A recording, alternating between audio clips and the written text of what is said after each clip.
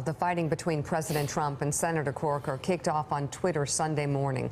President Trump began tweeting about the senator who recently announced he would not seek a third term in 2018. Quote, Senator Bob Corker begged me to endorse him for re-election in Tennessee. I said no. Just stop. That was false. The first thing was false. The president lies repeatedly. This sounds like we are his invitation of you to have dinner with him when he lied about that. So first sentence is a lie. Yeah. Corker did not ask for his endorsement. Then I said no, and he dropped out. Also a lie, according to multiple sources, said he could not win without my endorsement. That also is a lie. He also wanted to be Secretary of State. I know for a fact that was a lie because I was calling Bob Corker and begging him to be Secretary of State.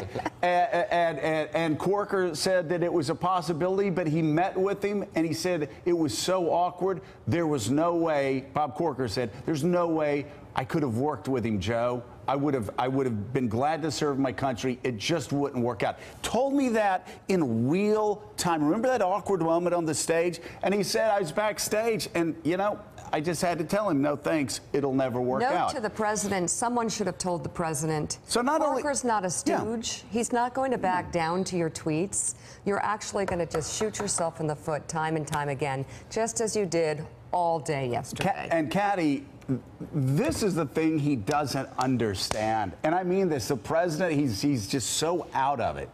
He does not understand that if you attack Bob Corker, a guy who started a business on his own, became unbelievably successful in his 30s, has always been a success.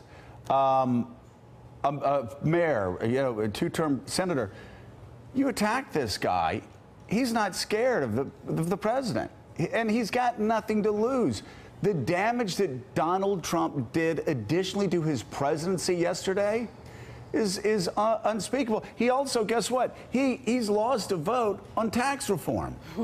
He's lost a vote on just about anything. If impeachment does come up, I wouldn't be surprised if I'm seeing the hashtag 25th Amendment now. If Bob Corker and John McCain and Susan Collins and Lisa Murkowski and Jeff Flake and all of these Republicans that he's going after, if he's, again, not sealing his own fate. And hopefully there's one or two Republicans out there that I haven't mentioned who said, you know what? This is just too dangerous for our country. I really don't think this man is stable, and I do not think he's fit. And I think we need to start talking about other alternatives. All that unleashed by Donald Trump. And, you know, it's interesting. Donald Trump repeatedly seems to see the administration as just Donald Trump. He doesn't understand this concept of the idea that his success depends on more than just himself, whether it's Rex Tillerson, whether it's John McCain, whether it's Bob Corker, that he has to keep, whether it's even the mayor of San Juan, you know, doing her job down in Puerto Rico. He sees it very much as himself and a reflection of himself. And I think that is why he gets into this position of alienating other people and thinking that there aren't going to be consequences. I don't know whether Bob Corker was saying that Donald Trump is fit mentally or not to be president of the United States, but he's certainly in that interview with the Sunday Times calling into question his fitness. You know, the prospect that there could be World War III, the fact that he lies on Twitter, that he runs the presidency like a television show and that the staff are trying to contain him. That is an image of somebody who he doesn't think is fit to be running the White House. And whether also, or not it's a mental definition or not, I don't know, but it certainly calls into question his fitness. He also, Caddy, suggests that Donald Trump does not understand the reality that spins out of control after some of his tweets. And, Nick, the Republicans have been warned. They've been warned so many times. I mean, they were, again, I'll go back to that early August show with General Hayden here, where we warned Republicans about Donald Trump asking one of the top foreign policy advisors in America 3 times if you could use nuclear weapons. And why couldn't? We've got nuclear weapons. Why don't we use them?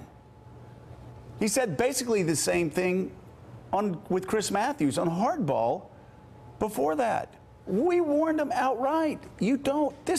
There are dire consequences for electing. And these Republican senators, Bob Corker said, they know.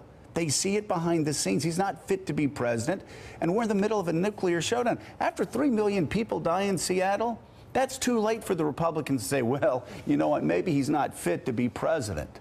Right. Well, look, just compare Pence and Corker in this last couple of days. If you want to understand the bargain that the Republican Party has backed itself into with this president, you have the vice president participating in what we all recognize as theater. Yeah. The president's theater, his culture war that he wants to wage instead of passing bills. Then you have Senator Corker coming out and saying, no, this is lunacy. This is not the way you conduct business. It's not clear to me if we'll see more Corkers or fewer Corkers in the months ahead, but it's clear that he is channeling what people in Washington are saying privately.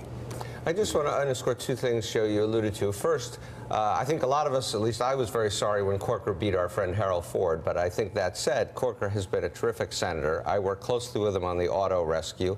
He has a lot of friends on the Democratic side of the aisle. He's highly respected. He's not some flake out of left field. So when he says this stuff, people take it seriously. And secondly, a point you made, I just again reinforce it, this has serious policy implications because he is a critical vote on taxes and on a lot of other stuff. And he's also a leader of the Senate, and people respect him. And David Ignatius, the most powerful Republican voice on foreign policy.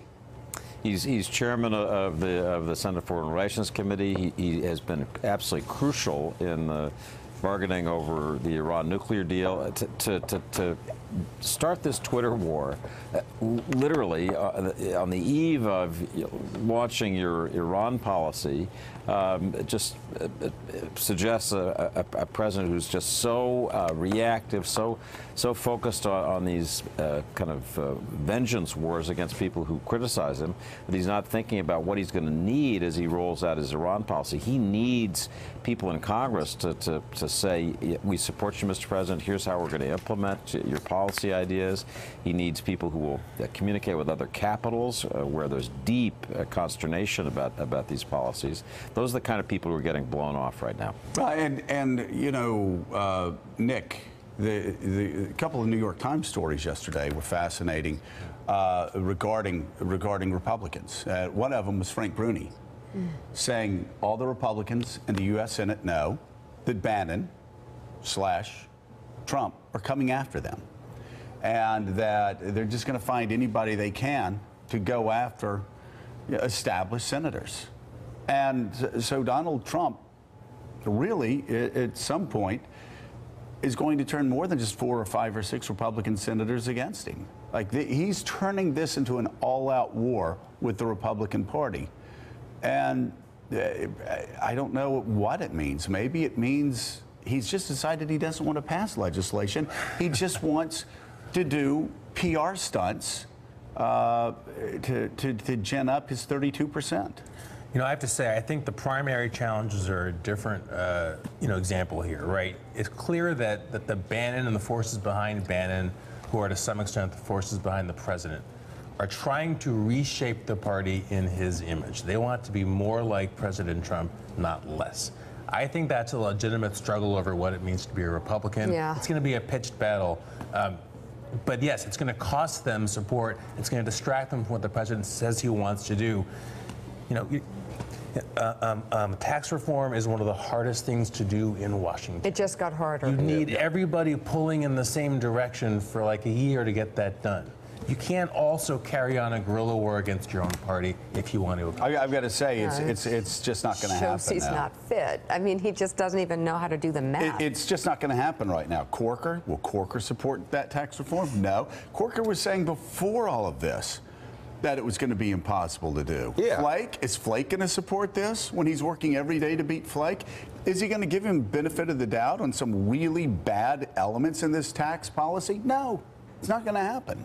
No, and also there's a lot of pushback now on the state and local tax deduction elimination, which was the principal source of revenue for the tax bill, and so it's got policy problems as well as political problems. All right. All right, still ahead on Morning Joe. With a wink and a nod, President Trump plays with the prospect of nuclear war. We'll show you what he said and didn't say about North Korea. Plus, the president defends his outreach to Puerto Rico. Oh my God. Why he's blaming the media for not giving proper due to the, quote, beautiful, soft, and very good towels he tossed out to hurricane victims. We'll speak live with Puerto Rico's governor. Thanks for checking out MSNBC on YouTube, and make sure you subscribe to stay up to date on the day's biggest stories. And you can click on any of the videos around us to watch more from Morning Joe and MSNBC. Thanks so much for watching.